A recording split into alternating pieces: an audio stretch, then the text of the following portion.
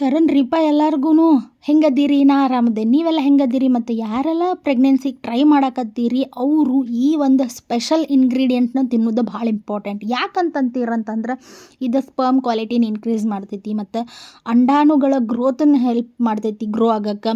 ಅಷ್ಟೇ ಅಲ್ದೇ ನಮ್ದು ಫರ್ಟಿಲಿಟಿ ಅಂದ್ರೆ ಫಲವತ್ತತೆಯನ್ನು ಇದು ಹೆಚ್ಚು ಮಾಡ್ತೈತಿ ಮತ್ತು ಹಾರ್ಮೋನ್ ಬ್ಯಾಲೆನ್ಸ್ ಮಾಡ್ತೈತಿ. ಅಷ್ಟೇ ಅಲ್ಲದೆ ಯಾರಿಗೆಲ್ಲ ಇರ್ರೆಗ್ಯುಲರ್ ಪೀರಿಯಡ್ ಇರ್ತೈತಿ ಅದನ್ನು ಎಲ್ಲ ಇದು ಕಂಟ್ರೋಲ್ ಮಾಡ್ತೈತಿ. ಅಷ್ಟೇ ಅಂತೀರೇನು? ಇಲ್ಲ, ಇದ್ರಾಗ ಭಾಳ ಬೆನಿಫಿಟ್ಸ್ ಅದಾವೆ. ಬರೀ ಪ್ರೆಗ್ನೆಂಟ್ ಆಗೋರು ತಿನ್ಬೇಕಾ? ಇಲ್ಲ, ಯಾರು ಬೇಕಾದರೂ ತಿನ್ಬೋದು.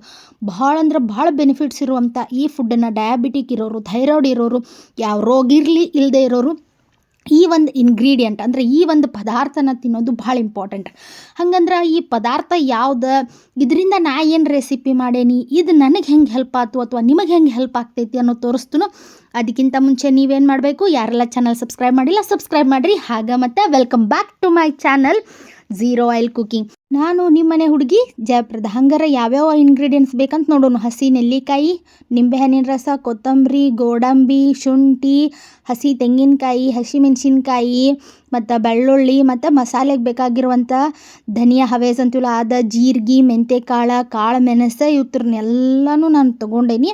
ಇವತ್ರನ್ನೆಲ್ಲನೂ ತೊಗೊಂಡು ಇದ್ರ ಜೊತೆ ನೀವು ಇಂಗ್ರೀಡಿಯೆಂಟ್ ಇದನ್ನು ಮೊದಲು ಚಟ್ನಿಗತೇನು ಮಾಡ್ಕೋಬೋದು. ಇಷ್ಟಕ್ಕೆ ಮಾಡಿನೂ ಸ್ಟಾಪ್ ಮಾಡ್ಬೋದು. ಇಲ್ಲ ನಂತರ ನೀವು ರೈಸ್ ಐಟಮು ಮಾಡ್ಕೋಬೋದು, ಯಾವುದಾದ್ರೂ ಓಕೆ. ಚಟ್ನಿ ಮಾತ್ರ ಸೂಪರ್ ಇರ್ತೈತಿ. ಚಪಾತಿಗೆ, ಅನ್ನಕ್ಕೆ, ಬಿಸಿ ಬಿಸಿ ಅನ್ನಕ್ಕೂ ಚಲೋ ಇರ್ತೈತಿ. ಸೊ ಫಸ್ಟ್ ಏನು ಮಾಡ್ಬೇಕಂದ್ರೆ ನೆಲ್ಲಿಕಾಯಿ ಹಾಕ್ಕೋಬೇಕು.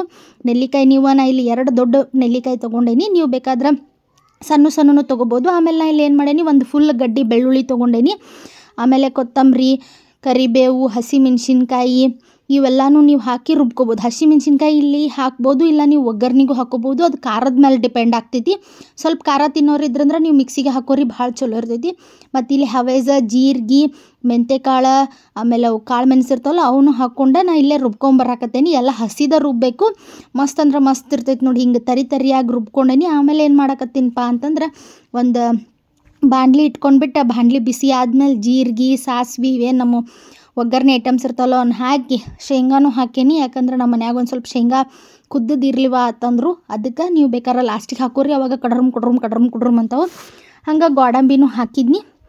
ಗೋಡಂಬಿನೂ ಹಾಕಿ ಇಕ್ಕಡಿಂದ ಅಕ್ಕಡಿ ಅಳ್ಳಾಡಿಸಿ ಅವೆಲ್ಲ ಚಟಪಟ ಅಂದಮೇಲೆ ನಾ ಇಲ್ಲಿ ಮೆಣಸಿನ್ಕಾಯಿ ಹಾಕ್ಕೊಳತ್ತೇನಿ. ನಮ್ಮ ಮನ್ಯಾಗ ಯಾರೂ ಖಾರ ತಿನ್ನಂಗಿಲ್ಲ, ಎಲ್ಲ ತೆಗೆದು ಹೋಗಿ ಮಂದಿನ ಐತಿ. ಆದರೂ ಇರಲಿ ಅಂತೇಳಿ ಹಾಕತ್ತೇನಿ. ಅದಾದಮೇಲೆ ಉಳ್ಳಾಗಡ್ಡಿ ಹಾಕ್ಕೊಂಡು ಅದನ್ನು ಇಕ್ಕಡಿಂದ ಅಕ್ಕಡಿ ಅಳ್ಳಾಡ್ಸೋದು ಟ್ರಾನ್ಸ್ಪರೆಂಟ್ ಆಗಾಗ ಸ್ವಲ್ಪ ನೀರು ತಳ ಹಿಡಿತೈತೆ ಅಂಥೇಳಿ 1-2 ಚಮಚೆ ನೀರು ಹಾಕ್ಕೊಂಡು ಹಿಂಗೆ ಮಾಡೀನಿ.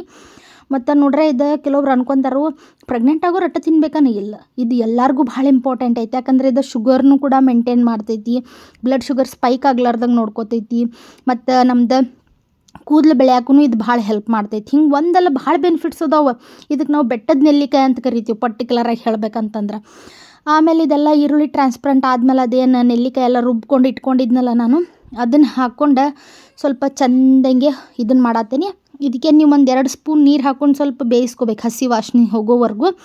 ಇಲ್ಲಾಂದ್ರೆ ಚಲೋತ್ತಾಗಿ ನೀರು ಹಾಕ್ಕೊಂಡು ಬೇಯಿಸ್ಕೊಂಡ್ರು ನಡಿತೈತೆ, ಅದೇನು ಟೇಸ್ಟ್ ಆಗ್ತೈತಿ. ನಾ ಇಲ್ಲಿ 1-2 ಸ್ಪೂನ್ ಅಷ್ಟೇ ನೀರು ಹಾಕ್ಕೊಂಡು ಅದನ್ನು ಚೆಂದಂಗೆ ಬೇಯಿಸ್ಕೊಂಡೇನಿ. ಆಮೇಲೆ ರುಚಿಗೆ ತಕ್ಕಷ್ಟು ಉಪ್ಪು ಬೇಕಲ್ಲ. ಮತ್ತು ಇಟ್ಟೆಲ್ಲ ಮಾಡಿ ಉಪ್ಪು ಹಾಕಲಿಲ್ಲ ಅಂದ್ರೆ ಮನೆಗೆ ಯಾರೂ ತಿನ್ನಂಗೆ ಇಲ್ಲ, ಹೌದಿಲ್ಲ? ಅದಕ್ಕೆ ಮತ್ತು ಉಪ್ಪಿಗಿಂತ ರುಚಿ ಇಲ್ಲ ಅಂತೆಲ್ಲ ಹೇಳೇಬಿಟ್ರೆ ಆಲ್ರೆಡಿ. ಅದಕ್ಕೆ ಅದನ್ನು ಹಾಕಿ ಆಮೇಲೆ ನಾ ಇಲ್ಲೇನು ಮಾಡತ್ತೀನಿ, ಆಲ್ರೆಡಿ ರೆಡಿ ಮಾಡಿ ಇಟ್ಕೊಂಡ್ರು ಬಿಸಿ ಬಿಸಿ ರೈಸ್ ಹಾಕತ್ತೀನಿ. ಸಪೋಸ್ ನಿಮ್ಮ ಮನ್ಯಾಗ ಹಿಂಗೆ ರೆಡಿ ರೈಸ್ ಇರಲಿಲ್ಲ ಅಂತಂದ್ರೆ ಇದನ್ನು ನೀವೆಲ್ಲ ಹಾಕಿ ಲಾಸ್ಟಿಗೆ ಕುಕ್ಕರ್ನಾಗ ಹಾಕಿ ಒಂದು ಅಕ್ಕಿ ಎಷ್ಟು ಬೇಕು ನಿಮಗೆ ಅಷ್ಟು ಹಾಕಿ, ಅನ್ನಕ್ಕೆ ಆಗಕ್ಕೆ ಎಷ್ಟು ನೀರು ನಿಮ್ಮ ಮನ್ಯಾಗ ನೀವು ಹಾಕ್ತಿರೋದನ್ನು ಹಾಕಿರ ಹಾಗೂ ರೆಡಿ ಆಗಿಬಿಡ್ತೈತೆ. ಕುಕ್ಕರ್ನಾಗೂ ಮಾಡ್ಬೋದು, ಇಲ್ಲ ಹಿಂಗೆ ನನ್ನಂಗೂ ಮಾಡ್ಬೋದು. ನಮ್ಮ ಮನ್ಯಾಗ ಸಣ್ಣ ಪಾಪು ಇರೋದ್ರಿಂದ ಅದಕ್ಕೊಂದು ಸ್ವಲ್ಪ ವೈಟ್ ರೈಸ್ ಬೇಕಾಗ್ತೈತಿ. 2 ಸತಿ ಎಲ್ಲಿ ಮಾಡ್ಲಾ ಅಂಥೇಳಿ ಆಕಿಗೆ ವೈಟ್ ರೈಸ್ ತೆಗೆದಿಟ್ಟು ನಮಗೆ ಹಿಂಗೆ ಏನು ಬೇಕು ಅದನ್ನು ಮಾಡ್ಕೋತೇವೆ. ಆಮೇಲೆ ಇದನ್ನು ಒಂದು ಸರ್ವಿಂಗ್ ಬೌಲಿಗೆ ಹಾಕಿ ನನ್ನ ಗಂಡಗೂ ಡಬ್ಬಿ ಪ್ಯಾಕ್ ಮಾಡೀನಿ.